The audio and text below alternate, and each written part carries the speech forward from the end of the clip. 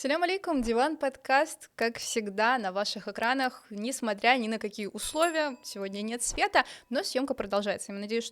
Очень надеюсь, что вы простили нам предыдущий выпуск, были проблемы со звуком, но в этот раз должно быть все хорошо, потому что в гостях у меня Дилявер Османов, заслуженный деятель искусств Украины, дирижер, музыкант и педагог. Хош келдіңіз. Алейкум салям. Вернемся в Гулистан, а потом про сьогодення. Ну, в Гулистан можно. Можно. Я там родился, в Гулистане. Как росли, как в Крым переехали? Я не все помню, потому что я был маленький. 7 лет мне было. Уже что-то, естественно, помнил. Родился я в Гулистане, в семье музыкантов. Отец мой был музыкант. И вся его семья, братья и отец, они играли свадьбы. Музыканты не профессиональные, а профессиональные в народной музыке, но не профессиональные в академической. Переехали мы в 88 году, мне было 7 лет. То есть в школу я пошел в 1 класс еще в Узбекистане. Я помню немножко Узбекистан, там не музыкальную, а садик и обычную школу помню. Ходили мы в русскую школу, не в узбекскую, вот это я помню 1 класс. Хлопок помню, что мы носили хлопок каждый день. Вот это я помню тоже. Чего-то у меня в голове есть, потому что Даже проходили вы через носили хлопок. хлопок? А это обязанность Ну всех? да, просто вы уже очень маленькие были, получается. Нет, так я ношу, родители собирают, а ты носишь. Ты идешь в садик, ты несешь хлопок килограмм. Идешь в школу, несешь хлопок. Такое было, да. А когда в Крым вы переехали, вот В помните? 88 году, да, это я Что хорошо вам помню. родители рассказывали, да, и как оно оказалось на самом деле? И, как я говорю, любовь к Крыму у нас с молоком матери. У нас, я думаю, что у каждого из нашего народа человека. Особенно тех, которые родились на чужбине. Потому что те, которые родились в Крыму, они не понимают ценности Родины, не понимают ценности Крыма. Я так чувствую. Для нас, мы еще родившиеся в Узбекистане, я помню, всегда рассказывали нам наши дедушки и родители, что Крым это райское место. Я представлял себе, что Крым это что-то такое. Если сейчас мы представили бы себе какую-нибудь Новую Зеландию, что-то такое, я не знаю, Южную Америку, там, где все зелено, красота, попугай, там, что-то летает, водопады, вот что-то я себе представлял такое, красоту. Когда мы переехали в Крым, мы, конечно, оказались совершенно в другой реальности. Родители купили дом, если его назвать домом, сарай. Это был переселенческий домик, который строили для тех переселенцев, которых с России перевозили в Крым, заселяли просто Крым людьми. Когда уже коренной народ вырвали из домов, в их дома заселили КГБшников и же с ними, потому что дома были нормальные. А в таких вот работяг перевозили, я так понимаю, что каких-то олмаджах адамлар, как я бы сказал, перевозили. И им давали такие двухкомнатные домики с верандочкой. Не получилось, да, заселиться или хотя бы найти вот тот дом, из которого Эти дома депортировали? есть, они до сих пор стоят. Просто, естественно, там же живут другие люди. И получается, для того, чтобы их оттуда, фактически нужно выгонять. У кого-то просто получалось выкупить, перекупить. Но такого это у вас же, не у было. нас такого не получилось. Естественно, ни с одной стороны, ни с материной стороны родителей, ни с отца такого не было. А где дом был? У меня битам, анам тарафтан битам орталан, земляничная. Дом до сих пор стоит. Анам бабасы, бабам бабасы, Махульдуркое, Бахчисарай. Эти дома до сих пор стоят. Анам Ахае, Огей бабам получается. Он анасын и бабасын евлері Алида Тура, Лучистая, Демырчкой. То есть эти дома все стоят. Орысларында. И бет, орыстар я шайдырды, мен қайдан білем. Беком Крым татар. Крым татарлар анда яшамайды, это точно. Так вот, вернемся к этому сараю. Где он был? В каком? Мушашкое, Вишенное, Белогорский район. Карасу-Базар района. Этот домик был, насколько я помню, он какой-то такой полуразвалившийся, чуть ли не без штукатурки, или штукатурка была черного цвета, засаленная, что-то такое. И забор из штакетника. Видимо, это делали быстро, на скорую руку, для того, чтобы заселить людей. Вот как вот сейчас модульные домики строят, тогда эти домики строили из белого камня, огромные такие камни. Быстренько ставили крышу, заборы и заселяли людей. Так эти люди, которые им дали просто так. Они палец о палец не ударили для того, чтобы поддерживать состояние нормальное дома. И когда нам его уже продали, ну, такая женщина была алкоголичка, Комариха, как сейчас помню, родители говорят, Комариха, Комарова, кто-то там, Комарова. И дом был в ужасном состоянии, там участок 35 соток, и ни одного клочка чистого, свободного, без травы или там без... не было. Все было настолько, там ходить невозможно было. Только когда мы приехали, уже 3 месяца там находился отец, как бы он уже там убирал, чистил. И мы еще, когда приехали, мы еще очень долго это все доделывали. И дом переделывали, достраивали, ну, как у всех татар, к сожалению. Поэтому это такие ощущения не очень... И мы не попали в райское, на землю обетованную, не попали в райскую землю. Поэтому я помню все свое детство, это только работа, работа, работа, работа. Ну, сходили в школу и опять работа. Вот я больше ничего не помню. Что делали? Как Что помогали делали? родителям? Да. Ну, и с одной стороны стройка, с другой стороны трава, которая выше меня была, ее надо было убирать вот постоянно. Потом надо было же как-то кормиться. Это тяжелое время было. Советский Союз разваливался на тот момент. Зарплат, ну, во-первых, не брали на работу. И вы знаете, это все мне не надо повторять. Работа могла быть только в саду, там, чернорабочий, в общем. Мать работала в саду, обрезкой занималась там, ну, как в полях. Я помню, 1,5 года. Потом ревматизм получила, и после этого слегла в больницу, и после этого с больницы она не вышла, а осталась в больнице медсестрой. Ну, в смысле, выздоровела, но... И с того момента она до пенсии работала уже в больнице в роддоме в Белогорской. И все наше детство это работа. Ну, естественно, мы учились. Я в музыкальную школу начал ходить в 90-м году, если я не ошибаюсь. По-моему, это 90-й был, да. А вы хотели Да, я изначально? хотел. Да. Ну, мой родной отец, я же вам сказал, изначально это музыкант. Да, и просто вообще, тут вопрос, был у вас выбор или не было его на самом деле? выбор, я даже больше скажу. У меня мать не хотела бы, чтобы я стал музыкантом. Моя мать не хотела. Тем более, чтобы я был трубачом. Что говорила? Ничего. Не хочу, ну, у нее свои, я не знаю, нечего, истемедашти. Истемееды. Вот. А потом, когда видишь, что у ребенка есть какие-то наклонности, хочет играть, петь, там, что-то настукивает, наверное, что я делал, я уже не помню. И она меня отвела в музыкальную школу. Так я поступил и начал учиться. Так началась моя музыкальная карьера. 6 лет я учился в музыкальной школе Белогорской. Ездил каждый день в школу. Время было тоже тяжелое. 90-е годы это очень было ни автобусов, ни машин. На попутках как-то мы добирались туда-обратно. Это, конечно, жесть. А о каком-то отдыхе, лагеря, там, Артек, который, ну, в советское время Артек это мечта была каждого школьника, пионера. Я еще пионером был. Ну, хотя бы Соколиная. Ну, не, какое Соколино? Артек. Но я не был никогда в лагере, поэтому даже на море мы, если ездили, как и все крымчане, раз в год на 2 часа и все. В Киев вы когда переехали? Киев, это 2005 год, 20 лет назад. А до Киева еще Симферопольское музыкальное училище я поступил, 4 года учился. Потом поступил в 2000 году в Донецкую музыкальную академию. Там учился 5 лет и жил. После, когда по окончанию уже я получил диплом как трубач, дирижер духового оркестра, там концертный исполнитель.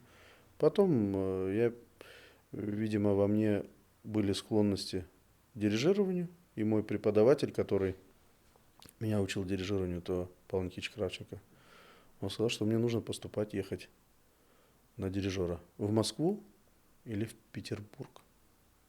Я говорю, ну какая Москва и какой Петербург? Я и дирижированию, представляете, я думал, что это просто, ну реально, это очень сложная, во-первых, профессия, и я недостоин ее. Я даже не думал об этом. В общем, я планировал быть трубачом, в аспирантуру поступал в Донецке еще. А потом один коллега мой, он, кстати, уже в Киеве, Виктор Иванович Олейников, он в Национальной опере сейчас работает дирижером, он тоже в Донецке тогда жил. Мы как-то вышли с консерватории вместе с ним. Он говорит, ну как дела? Я нормально, вот закончил, все. Я слышал, ты там, что там с дирижированием у тебя? Я говорю, да ничего, вот сейчас закончу в аспирантуру, может, поступлю, поеду в Крым. Я мечтал приехать в Крым, там в музыкальном училище симфонический оркестр был. Думаю, если меня возьмут на работу, буду, может, вести симфонический оркестр, немножко, как сказать, сейчас поучусь дирижировать. В общем, надо было поучиться, потренироваться. Ну, тренироваться, получается, когда студенческий оркестр, в общем, для того, чтобы потом на более профессиональный уровень. Думал, поучусь я со студентами, а потом уже Ялтинская филармония, там Крымский музыкально-драматический театр был. Может, туда пойду. Такие у меня были мысли. И даже я уже это дело как-то начал эту дорогу себе пробивать, узнавать. А при этом у меня даже мысли не было почему-то Крымско-Татарский музыкально-драматический театр. Вот интересно, у меня таких мыслей не было, потому что у нас очень есть ментальные такие моменты, которые дирижеру очень непросто быть. Дирижер это всегда человек, который выше над музыкантами, который дает какие-то указания, задания, там, где-то может даже и более жестче, где-то мягче. В общем, а это может не всем нравиться. И в нашей культуре, когда младший старшему что-то говорит, это не очень хорошо воспринимается. И я почему-то думал, что мне будет сложно в татарском театре. Я же так и не поехал в Крым. Вот этот Виктор Иванович мне посоветовал ехать все-таки поступать. Я приехал в Киев, попробовал. У меня не получилось. Меня не взяли в первый год. Но я сыграл конкурс. Я познакомился с некоторыми людьми, умею знакомиться, в общем, у меня всегда с этим проблем не было. С одним познакомился, со вторым, с третьим. И они мне потом просто, когда появилась возможность, они мне сказали, что у нас будет конкурс-театр, приезжай. Так я приехал, сыграл конкурс, и меня взяли в Киевский оперный театр на Подоле, который находится, Киевская опера сейчас он называется. А раньше был Киевский муниципальный академический театр оперы и балета для детей и юношества. Как трубач я туда попал. Начал работать, и я уже был в Киеве. Но если я уже был в Киеве, то мне надо было, можно было уже ходить на занятия по дирижированию, в общем, втираться, в общем, в эту атмосферу. А что вот тогда в начале нулевых знали здесь про крымских татар? Или вам приходилось каждый раз объяснять, почему вас зовут Деливер, почему фамилия Усманов? Нет, я могу сказать другое. Про татар знали. Знали, что мы просто, кто-то такие, вот как и в Крыму. Кто приехали тут, что вы тут делаете, как будто бы мы не часть Крыма, не часть Украины. К крымским татарам относились не очень хорошо. Я вам даже из своей, то, что в Крыму было, вы жили же в Крыму? Ну, вы же Я знаете. там родилась. Ну тогда понятно. Понятно, но вы не приехали, родилась, это хорошо. Мы когда приехали, у нас были большие проблемы с социумом.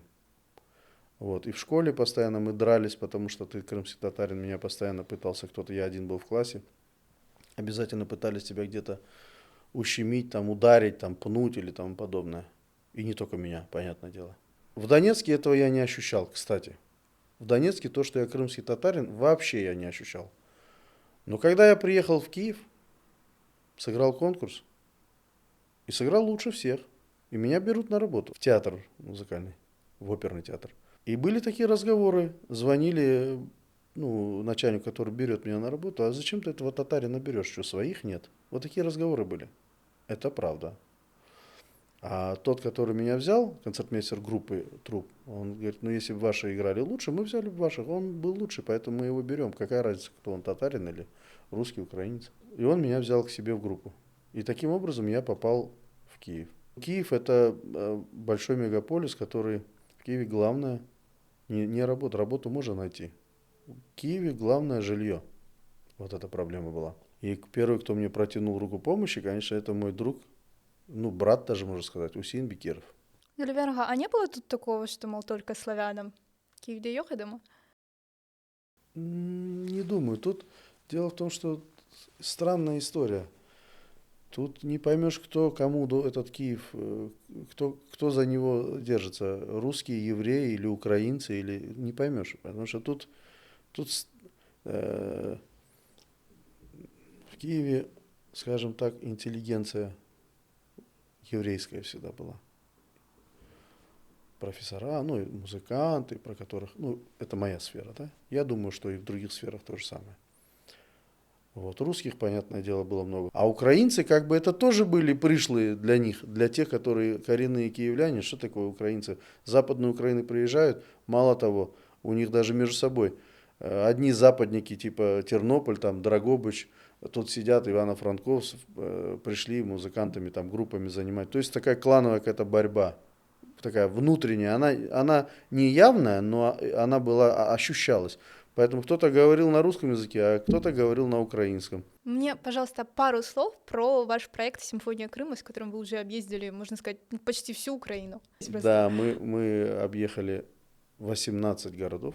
Как зародилась «Симфония Крыма»? Симфония Крыма — это я когда работал в театре. Я уже был дирижером. В театре, в котором я начал работать трубачом, со временем я стал дирижером. Когда я уже диплом получил, время прошло какое-то. И вот один из первых конкурсов, я как бы участвовал в нем, и меня взяли. Хотя не хотели отпускать с позиции трубача, потому что, ну как, вы же хороший трубач, но как мы вас отдадим, а кто будет? Ну нам же треба грати комусь. От. Я говорю, ну, добре, пограємо трошки. Так я 1 год работал и трубачом, и дирижером. Там со мной работал в хоре Александр Рудько.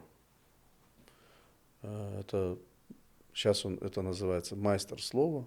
Ну, и раньше ведущий концертов. Он занимался этим достаточно давно, у него хороший поставленный голос. Он очень может, в общем, поэтично все рассказать, описать. Очень молодец, он профессионал своего дела. Так вот он как-то ко мне подходит, это было в кафе, я стоял, пил кофе, он говорит, маэстро, у меня есть такая идея, говорит, как ты думаешь, вот я бы хотел сделать такой проект, чтобы поэзия была и крымско-татарская музыка. Ну, я говорю, ну давай, подумай, а какой формат?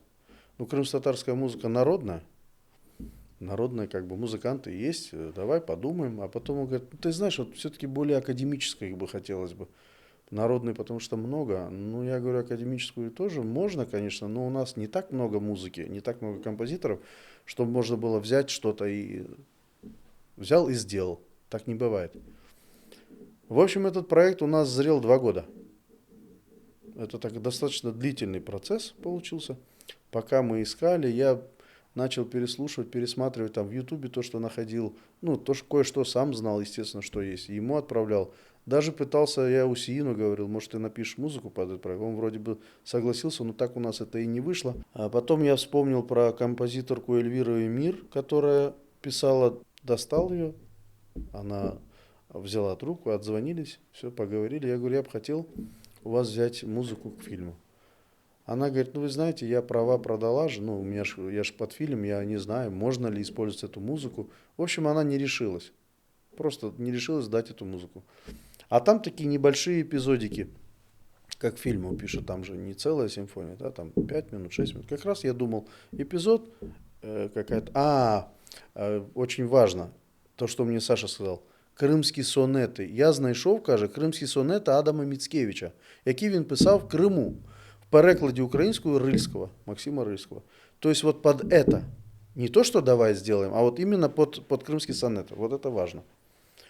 Вот я думал, а там их 18 сонетов, понемножку, если небольшой кусочек музыки, потом несколько сонетов. И таким образом. В общем, с музыкой у нас не получилось, это все отстало. То есть Эльвира Эмир у нас как бы ушла в сторону. Если она не дает музыку, значит ее нет. И в 2020 году я был у Джемиляга Карикова дома в Симферополе. И случайно, у него большой стеллаж с нотами, с книгами, библиотека очень большая, потому что он занимается этим плотно. И я среди этого всего многообразия нашел такой сборник, напечатанный, партитура 2 симфоний и оды Эльвиры Эмир.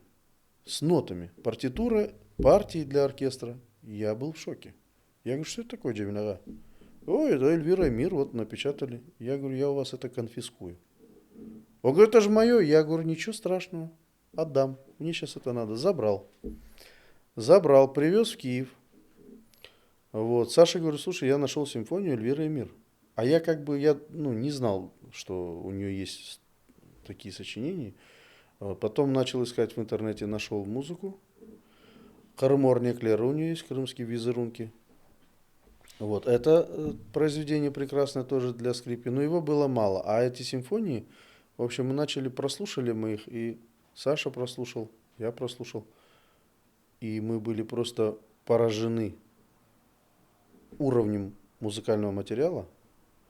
Ну, то, что эта симфония, обе симфонии, не это, обе симфонии крутые. Реально, это шедевральные симфонии. То есть композитор, я считаю ее гениальной просто. Ну, я это и говорил, но вот она гениальная, действительно. И это очень было круто написано, и я когда это увидел и услышал, мы решили, что мы берем эту одну симфонию, вторую. Она нам подошла по смыслу, и когда мы все это расставили, эти сонеты между во время исполнения части, в общем, такое ощущение было, что Эльвира Эмир писала под Адама Мицкевича крымские сонеты, а Адам Мицкевич писал под ее музыку. То есть как будто это оно настолько все легло, музыка к тексту, но что мы были сами в шоке от этого, честно говоря. Это, ну, это свыше, наверное, так должно было быть. Телеверага, вы в одном из интервью говорили о том, что когда вы объявляли, что хотите сыграть Эльвиру Эмир, была вот такая реакция какая-то со стороны негативная, что, мол, она же до сих пор живет в Крыму. Нет, такого Не было? просто спрашивали, это даже не то, что я играю, это не важно. То, что там в основном, когда ты заявляешь где-то, естественно, пишешь в медиа, все спрашивают, а она где живет? В Киеве? Я говорю, нет, в Крыму. А как вы будете исполнять? Вот такое было, да. Но она же в Крыму живет. Я говорю, и что? Она что, от этого перестала быть композитором гениальным? Или она перестала быть гражданкой Украины? Я что-то не понял. Или она перестала быть членом Союза композиторов Украины? В чем проблема? Ну, это просто в основном спрашивают, честно говоря, немножко недолугие люди, которые не совсем недалекие, вот так скажем. Ну, до сих пор это еще есть или уже прошло и уже всё? Нет. Вы просто, если бы видели реакцию людей, которые слышали эту музыку, они были в восторге. В восторге. И ни одного зала равнодушного не было. Ни одного. Не все были залы полные. Ну, вот когда мы по Украине давали, да, этот тур. Не все были залы полные, потому что, ну, симфония Крыма, кого-то это интересует, кого-то нет. Кому было интересно, пришли. Тем более, это летний период был, все в отпусках. Но были переполненные залы, были и неполные. Но ни одного равнодушного человека после этого не было. Все выходили и с чувством, ну, у кого глаза заплаканные были, ну, по-разному, знаете. И восторг такой был и от музыки, и от действия, потому что у нас оркестр играл симфонию, вот, а Александр читал поэзию, а за оркестром на экране транслировалось, видеоряд шел, это 200 лет, ну, такие самые ключевые моменты истории крымско-татарского народа за 200 лет. И вот оно плюс-минус одно к другому было подвязано. Слово музыка и то, что было на сцене, на экране. Я читала ваше интервью, которое вы дали Крымско-татарскому ресурсному центру в мае 2025 года, и вы там неоднократно наголошиваете на том, что нужна государственная поддержка. Очень. Обязательно. Потому что у нас так много структур, которые, казалось бы, могли бы поддерживать крымских татар, начиная от Меджлиса, представительства президента Украины, заканчивая дернеками. Приходил Ахтем Сейтаблаев. Когда-то он про свой проект Садыбы рассказывал представителям дернеков крымско-татарских из Турции. Но он говорит, я уже ни на кого не рассчитываю. Все сам, все своими силами. Почему так происходит? Почему много структур, а помощи ни от кого нет? Ни словом, ни делом порой. Вы знаете, деньги всегда просить сложно. И давать их сложно. На любой проект. Нет такого проекта, когда даже огромные такие многомиллионные проекты, это тоже кто-то на это просит деньги. И как он это делает, все остается за кадром. С деньгами туго расстаются люди, особенно те, которые их имеют. Ну, казалось бы, что вот должна же быть поддержка. Это логично, должно быть. Но, к сожалению, нет. Нет поддержки. Ты должен доказывать, даже своим ты должен доказывать, что это нужно. Даже те, которые как бы, ну, они в принципе должны тебя... То есть только потому, что ты говоришь, вот есть у меня такая идея, давайте мы это сделаем. Только это уже, мне кажется, должно быть, если человек с идеей, давайте обсудим, посмотрим. И, ну, всегда сложно. И мы не могли, почему этот проект 2 года зрел, У нас не было возможности его запустить. Денег не было. Так Понимаете? кому-то обращались за помощью? Обращались. Мы обращались, кому только мы не обращались. И все только, да, очень хорошо, а кто за это будет платить? Вот такой был ответ. И я не буду сейчас ни фамилии называть, ни структуры, но самые близкие структуры или самые те структуры, которые должны бы давать, они тоже отворачивались. Что такое проект? Это же, ну, что такое симфония? Это же минимум 60 человек оркестра, понимаете? Ну, а техническое оснащение, а этот экран, LED-экран, а видео это смонтировать. Просто мы начали по крупицам. Мы сначала пошли в компанию АТР, к Ленур Ага, на прием. Вот за таким же столом. Он как раз был в Киеве, мы к нему подошли, и я говорю, Ленур Ага, вот мы хотим вот это, такой проект сделать, нам нужен видеоматериал. Он сказал, очень хорошо, я вам дам. У них же все это есть. Все, что... И Рифат Ага Маликов нам собрал из того, что есть у них в базе, а он нам сделал видеоматериал. Вот. Это было первое наше как бы, достижение, помощь, серьезная помощь. Потом нужно было найти оркестр. В разные оркестры обращались, тоже не получалось. И руководство филармонии, когда поменялось, уже в Киевской филармонии, предыдущее руководство, оно сказало, не на часе, нам це зараз не треба, там и все такое. А когда поменялся руководитель, швед Михаил Богданович пришел, он сказал, что мені це цікаво, давайте мы берем. То есть теперь нам дают не только оркестр и концертная площадка, а это что же аренда, да? Это тоже были деньги, были бы. У нас теперь был оркестр, у нас была площадка, у нас был видеоряд. Понимаете, все, пазл сложился, мы обозначили день, и мы первый раз показали этот проект, если я не ошибаюсь, в 23-м, наверное, году. Я уже не помню. Первый наш был показ. Но после того, как мы сыграли первый концерт, сыграли хороший концерт. Молодцы. На этом все закончилось. Я говорю, это крутая штука. Мы хотели бы его показать по Украине обязательно. И хотели бы вывести за границу.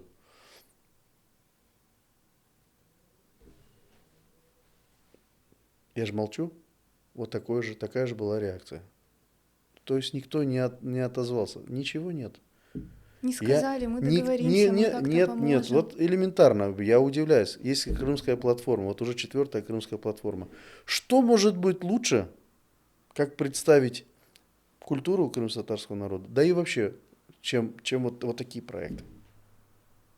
Болтология это хорошо, поговорили, это хорошо. Но когда ты садишь людей, показываешь и говоришь, и поешь, и играешь, это еще более как бы доносит до людей идею. И вы знаете, я заметила, что вот к нам просто разные люди приходят, в том числе артисты, политики, общественные деятели, и каждый из них вот сам по себе.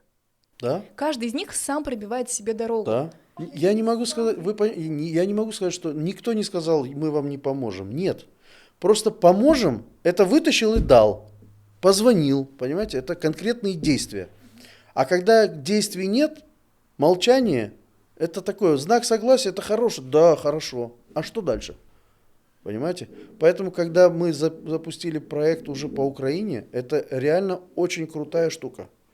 На самом деле в Украине мало симфонических оркестров, которые могут дать тур такого уровня. Или давали. Такого масштаба. Я могу сейчас, в нынешней ситуации, мы, наверное, в топе. Потому что больше всего городов мы охватили. Меньшими средствами. И все это после первого показа, мы на следующий год решили еще раз показать. Только уже мы наняли сами зал, наняли оркестр. Думали, продадим часть билетов и вот как бы оплатим свои, услуги не свои, а услуги этих компаний, которые с нами сотрудничают. Оркестр, там зал.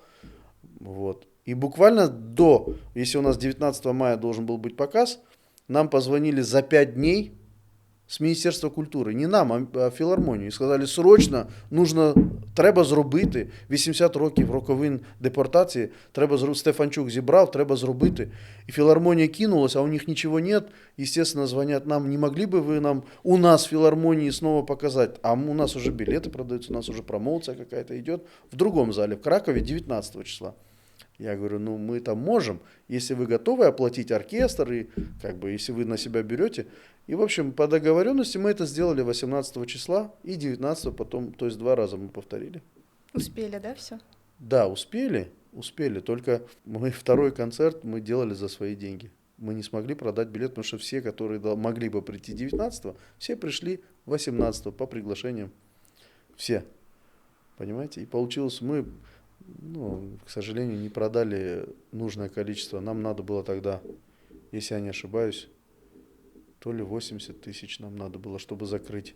Это чтобы в ноль выйти, да? Да, чтобы ноль выйти. А мы еще доплачивали своих около 20 тысяч еще, потому что проданные билеты, ну, у нас там еще фонд купил часть билетов, наш фонд, я уже не помню, как он называется, в общем. А чего вы не сказали, чтобы тебя компенсировали? Кто? Нет? Не, ну, а кто компенсирует? Ну ладно, это уже такое, мы уже проехали, но это мы делали, я же говорю, то есть ты делаешь продукт, еще сам за него и платишь. А у меня к вам такой вопрос. Знаете, еще часто бывает, что у тебя что-то, если получается, то другие очень любят приписать себе Есть твои такое. заслуги. Есть такое, ну, не себе заслуги, а просто, вот видишь, мы вместе, как мы, какие мы молодцы. Есть такое, и это всегда было и будет, ничего страшного. Самое главное, чтобы те, которые говорят, что мы вместе что-то сделали, хоть часть какую-то помощи оказывали. Ну, и если даже не сейчас, то потом, чтобы до них доходило все-таки, что это важно. Вот есть много такого, в жизни на самом деле много. Ну вот с «Симфонией Крыма» так получилось или нет? Кто-то пытался себе приписать? Ну или Нет, всем? ну, понимаете, вот опять же, это же то, что мы сделали. В любом случае, каждая помощь, даже совет, это тоже помощь. Элементарно, вот для того, чтобы этот тур провести, мы подали в Украинский фонд документы. Украинский фонд нам отказал. Украинский фонд выделяет на какую-то ерунду, честно говоря, на такие проекты, которые отмывают просто деньги. Вот это я могу абсолютно без зазрения совести сказать. Причем крымско-татарский контент, у них есть деньги конкретно на крымско-татарскую историю. И эти деньги, ну, кто-то их распиливает, я так понимаю. Забирает на какие-то проекты, которые, ну, не сильно, ну, не имеют такого масштабного значения, как «Симфония Крыма». Есть же термин «грантоедство». Да, потому что люди умеют писать гранты, им выделяют. Нам отказал Украинский фонд. И все. Потому что, нам надо было, мы там, заклад там, по-моему, 3 миллиона у них было. Нам бы хватило и на оркестр, и на поездку, на проживание, на все. Но не получилось. У нас это, мы остались без денег. Потом я начал искать возможность, как это сделать. И тот оркестр, с которым мы хотели это делать, руководство этого оркестра, им это тоже было интересно. Президентский оркестр во главе Максим Гусак, и он, ну, директор этого оркестра, дирижер. Он говорит, нам это интересно, давайте мы будем искать возможность. И они нашли эти деньги для себя, для оркестра, для того, чтобы оркестр мог функционировать, ездить, проживание там. И вот они нашли в Министерстве обороны. Министром обороны был Рустем Умеров. Нашли возможность. Аллах шукур. Это не помощь разве? Это большая помощь. Это реально то есть очень серьезный проект. И, видимо, почувствовали, что это нужно, во-первых, на часе, сегодня это важно. Потом уже я искал возможность, мне помог Мусафир, мне помог Хаджибей, вот, мне помогли, я не знаю кто, но я обращался в Меджлис, понятное дело, а есть ребята или спонсоры, кто-то дал нам тоже помощь, оказали там частично. И вот это нам хватило покрыть наши расходы на то, что мы на этом ничего не зарабатывали, понятное дело. Но оркестр был закрыт за счет министерства, и все остальные расходы, все, что это реклама, промоуция, там экраны, леды эти, и видео, короче, были еще технические службы, которые должны были это обслуживать. Вот. Это все нам, видео мы сняли этого концерта. Последний концерт был в Киеве. Это тоже стоит денег. Ну, много камер. Ну, как оно, вы знаете, как это делается. Телеверга. В Киеве больше пробиваются талантливые или те, которые умеют договориться? Те, которые умеют договориться. Талантливые, как правило, ну, тоже, конечно, талант скрыть трудно. он все равно просачивается, все равно же видно, что человек талантливый. А одним договорником дело не будет, талантливые люди тоже нужны. Иначе мы тогда в пропасть провалимся. Вот так можно сказать. Надо добиваться все равно.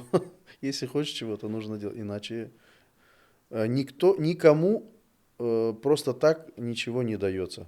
Даже те, которые, я еще раз говорю, те успешные, которые кажутся, классные, миллионные такие проекты, это все не просто так.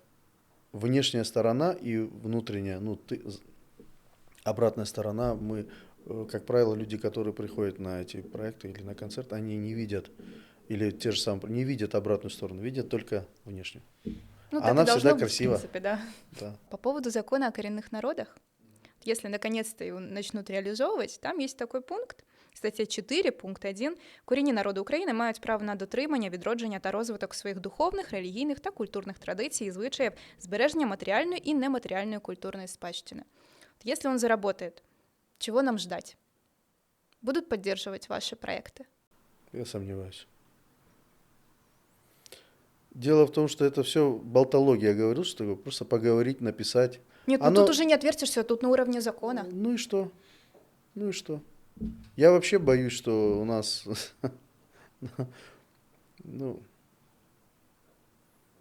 сложно это все. Ведь мы же жили при Украине с 91 года. Сколько прав коренных народов реализовали? Ну да, можно было песни писать, танцевать, можно было школы какие-то открывали. Хорошо. Пришла Россия, все закрыла. Тоже хорошо. А здесь Дальше ничего что? не открылось, да? Нет, здесь была школа, сейчас ее нет. Они выехали с войной, уехали в Турцию. Здесь что-то есть. Но здесь школа такая, как бы и особо не нужна, потому что здесь нет столько детей. Вот после 2014 года многие попереезжали, молодые люди стали, в общем, с детьми, появляться дети, и, естественно, потребность в школе появилась, и тогда Анифия Курсита, вот Хромая Леса, они открыли, и это все хорошо. Просто если закон начнет работать, возможно, какие-то дотации. А у нас работают будут... законы? Я же только что говорил вам про культурный фонд. Где выделяются деньги? Идет война в стране, правда? И на культуру выделяются деньги. Даже в этом году в бюджете заложены на проекты большие деньги. Заложены. Я уверен, они все будут реализованы.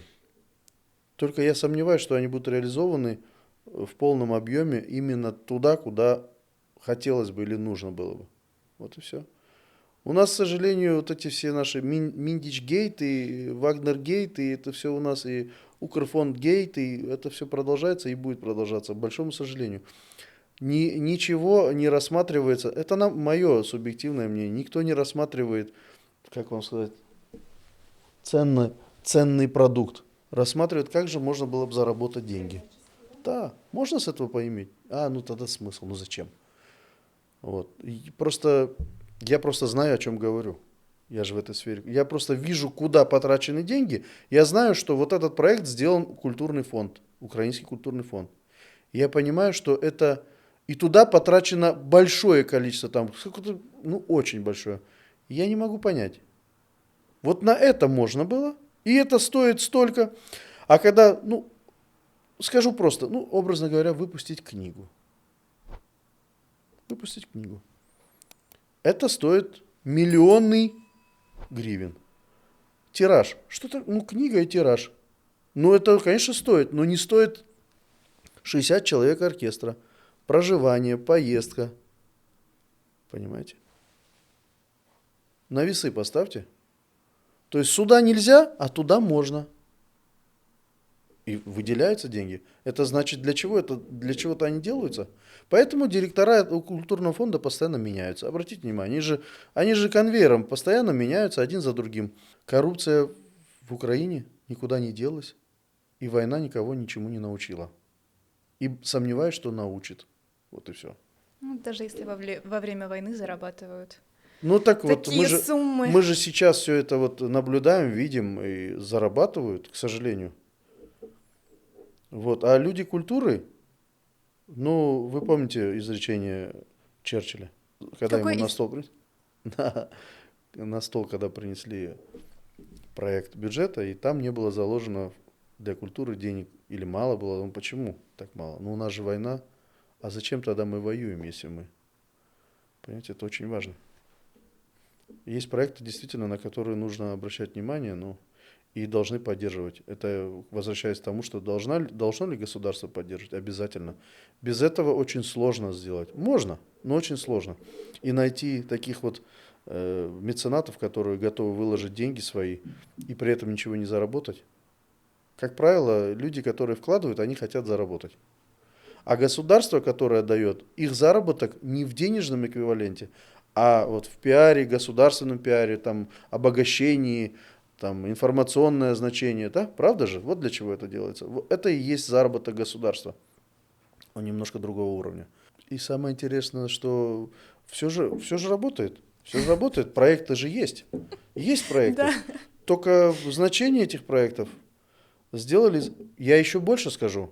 Это очень важно. Крымско-татарский контент, да, можно так говорить, да, продукт,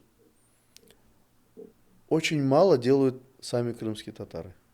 Делают люди, которые вообще ничего в этом не понимают. Даже в контексте музыкальном. У нас вот недавно был прецедент. Тоже Украинский культурный фонд, тоже выделили деньги. Надо было провести, напечатать, собрать, наняли, ну как, заплатили человеку, он сделал книгу. То, что просили сделать, он, конечно, получил за свою работу, наверное, я так думаю, деньги. Но потом ее нужно было представлять. Люди, которые не понимают ничего. Это я конкретно музыки сейчас.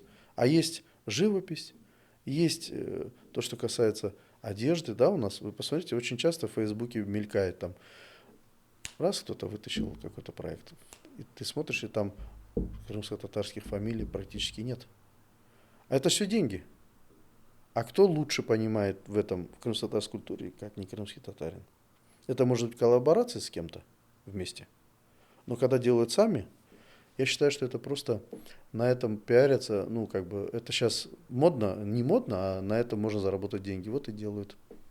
Всё. А знаете, еще как бывает, что крымские татары берут какой-то проект, но не берут туда крымских татар, а берут других. Да, такое тоже есть. Такое тоже. Почему? Потому что вот эти другие знают, как это сделать и как можно заработать на этом. По поводу вашего тезки, знаете, что он производит в последнее время? Давайте. Видели? Нет, Ой, я вам хочу показать. покажите. Давайте. Производит именно? И А, да. смотрите. Kim bile bu Amerikanslar? Dilaver ağa na treki. Ay desiniz aytayım al bu ayının biten bilginden sok al degende am jigarım au kuygenden sok talın şın porniken avire kogenda son men armudek. На Волге, самое главное. Arım tabarma kıdırgandan son iki ayağına kakası bolacak jergi yıkılıp yatıp tırgandan son. Яхша? Как вам? Отлично. Бегендыныз? Бегендом. Я за любой кипиш. Это пек яхша. Оля Шелердова Махкерик. Нужно, пусть будет. Потому что есть разные населения, есть разные же возраста и предпочтения. Поэтому кому-то, вот молодежи, которые любят рэп, это зашло. Старикам, конечно, не зайдет. Скажут, что не ол мажакши, настурку я бо. Арамладар хрымтатар авасын. Бо не хиярымши.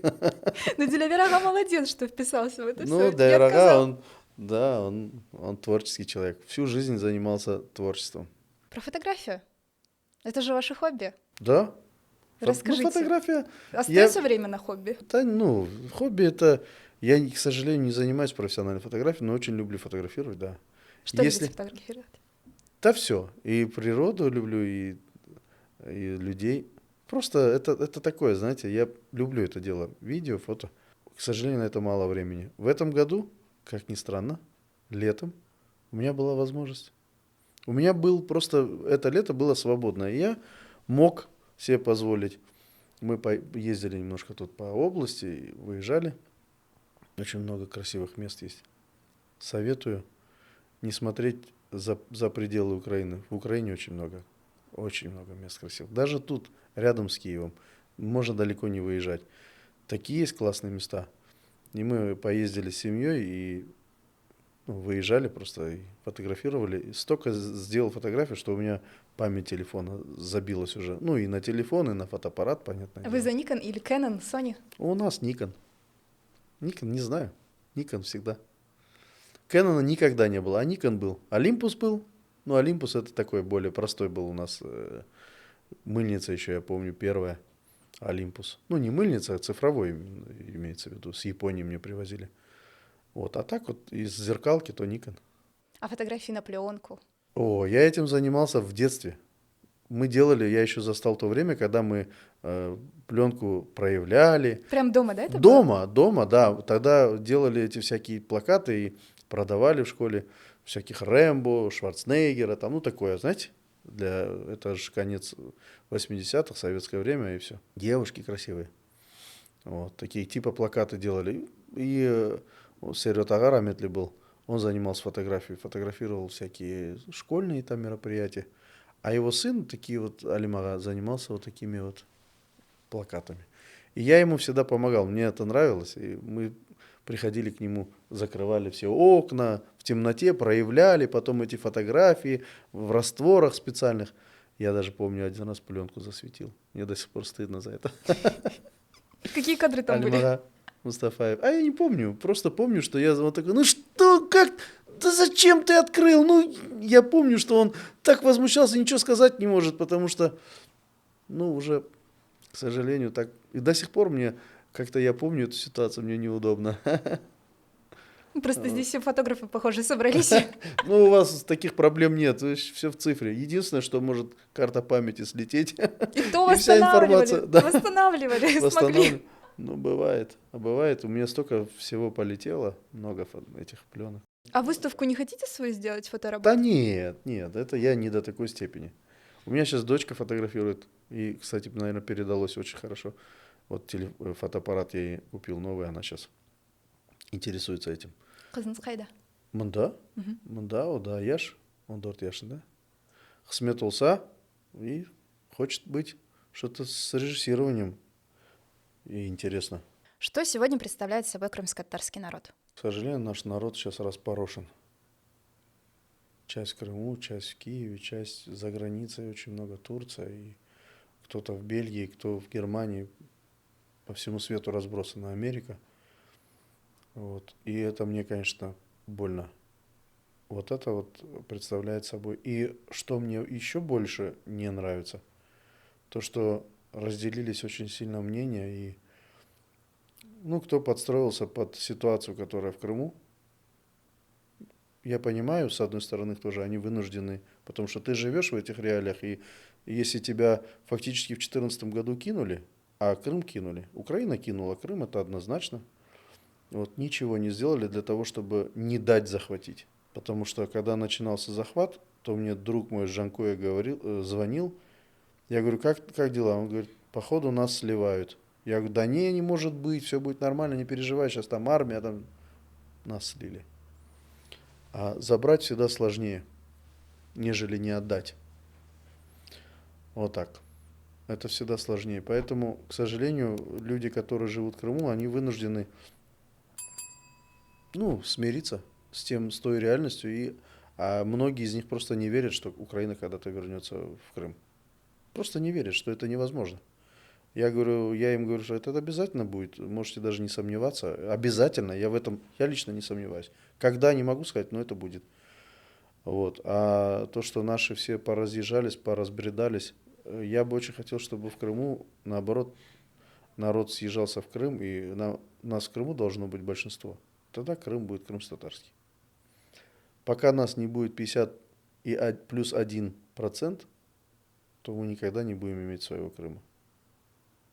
Право голоса. И я не верю, что нам не дадут это сделать, к сожалению. Не дадут разные силы, разные формы правления. Кто бы ни был, не дадут, и все. Это все балачки. А национальная идея у крымских татар еще существует какая-то? Национальная идея была в том, чтобы вернуться в Крым. Вот это была национальная идея. Когда вернулись в Крым, эта идея просто ушла. Должна быть идея восстановление государственной, национальной государственности. Национальной государственности. Вот это вот должна быть национальная идея. Вот. Какая это будет форма? Национально-территориальная автономия в складе Украины. Это самый такой оптимальный вариант на сегодняшний день, да? Потому что я не думаю, что мы смогли бы сейчас иметь свое государство, как отдельное государство. Просто не смогли бы. Как народ не смогли бы. Потому что это все не так просто. Украина, имея свою государственность, до сих пор выборивает свою независимость. Обратите внимание, много лет, много сотен лет. И сегодня еще одна очередная война, и, наверное, это не последняя война. Вот, украинцы, что мне нравится в украинцах, они могут консолидироваться, пойти в бой, добиваться. А что не нравится, когда доходят уже фактически до точки, когда все должно быть уже завершиться, почему-то продаются. Начинаются вот такие непонятные вещи и продают свою же страну. Это очень плохо. Это очень плохо. Я так понимаю, что вы поддерживаете идею крымско-татарской национально-территориальной автономии. Обязательно, конечно. Конечно, только так. Крым – это 100% крымско-татарская земля. И только крымские татары имеют право принимать решения, в каком составе они будут. В составе Украины, в составе России, в составе Уганды, это не важно. Только крымский татарин должен. Или когда тут рассказывают про то, что Турция хочет захватить, это, я считаю, идиоты про это говорят. И что крымские татары хотят в состав Турции. Я никогда, ни от одного крымского татарина никогда не слышал, чтобы хотел в составе Турции быть. Никогда. То, что братские народы, да, но в составе Турции никогда не слышал этого. В составе Украины слышал. Некоторые говорили в составе России, тоже слышал. Но Турции никогда не было. Что сделаете первым по возвращении домой в Крым? Поцелуй маму. Чок саумас. Дилявер Усманов, заслуженный деятель искусств Украины, дирижер, музыкант и педагог был у нас в гостях. Я надеюсь, что вам понравилось. Если да, то оставляйте свои комментарии, ставьте лайки. Дизлайки тоже можете ставить, но, думаю, на этот выпуск не поставите. Корышкенджи, салам алейкум. Саумас. Сахмахалс. Чок саумас.